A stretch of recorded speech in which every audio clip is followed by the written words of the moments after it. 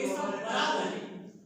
الحمدللہ والصلاة والسلام علی رسول اللہ، اما بعد، اعوذ باللہ من الشیطان الرجیم، بسم اللہ الرحمن الرحیم۔ قال النبی صلی اللہ علیہ وسلم: لعن اللہ آکلہ وموکلہ وکاتبہ وشاہدہ وقالہم سواء۔ صحیح مسلم حدیث نمبر 1098۔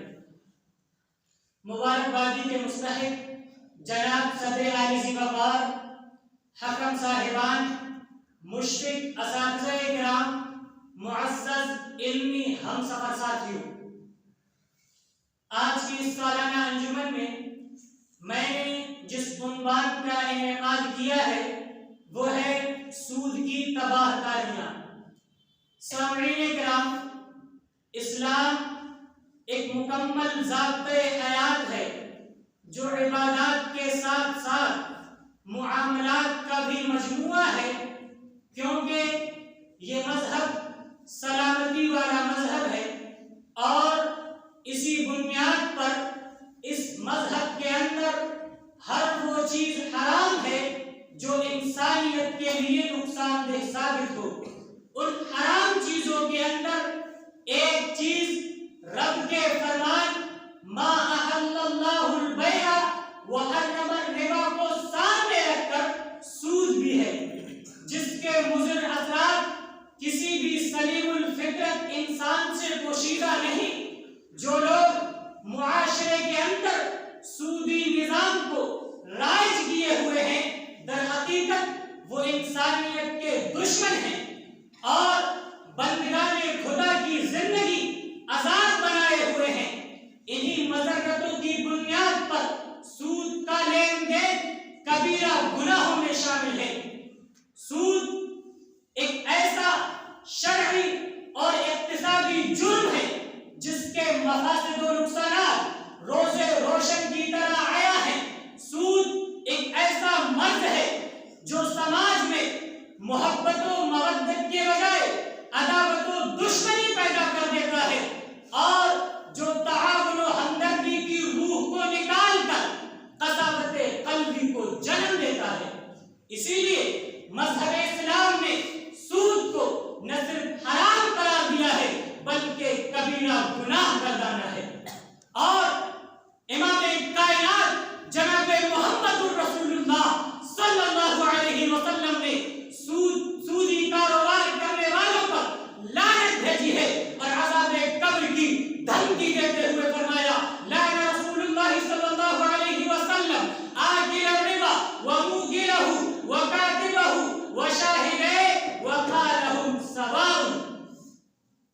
آپ صلی اللہ علیہ وسلم نے سود کھانے والے، کھلانے والے، لکھنے والے، گواہی دینے والوں پر لعنت بھیجی ہے اور ہم سواء کہہ کر اس بات کو واضح کر دیا ہے کہ گناہ میں سب کے سب برابر ہیں۔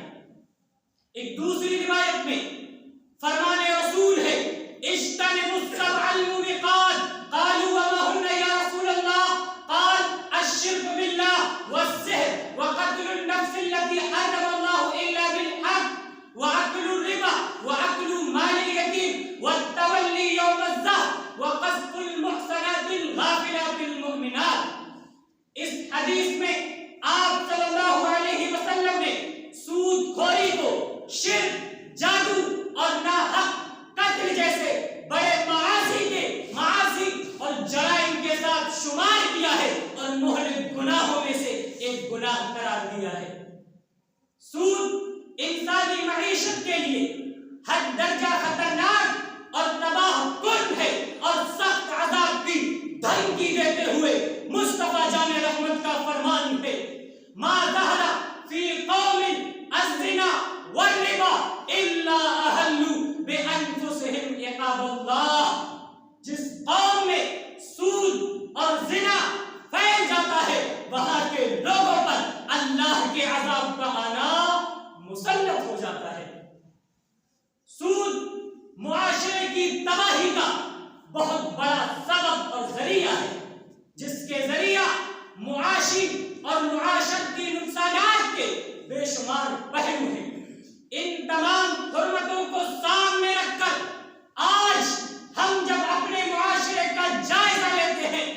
دل کھول کے آنسو روتا ہے کہ ہمارے امت مسلمہ کے اکثر و بیشتر لوگ سود کی دلدل میں دھسے ہوئے ہیں اور یہ سود خوری پھیل کر ایک عام عادت کی چیز بن چکی ہے اور دکھ اس بات کا ہے، ملال اس بات کا ہے کہ ہم کو نہ تو ذرہ برابر نفرت ہے اور نہ ہی ہم نے اس کے بھیانک انجام کے بارے میں کبھی غور و فکر کی ہے۔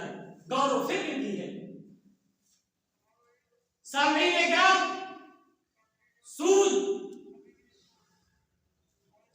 سے ہمیں کلی طور پر اجتناب کرنا چاہیے۔ ایک دوسری روایت کے اندر آمنہ کے لال جناب محمد الرسول اللہ صلی اللہ علیہ وسلم نے فرمایا، ایسے لوگوں کو کان کھول کر سننا چاہیے جو اپنا کاروبار سودی لین دین سے چلاتے ہیں۔ اس آیت کو غور و فکر کرے، درہم ربن یاکلہ الرجل وہم یعلمون اشد ستۃ وثلاثون زنیہ۔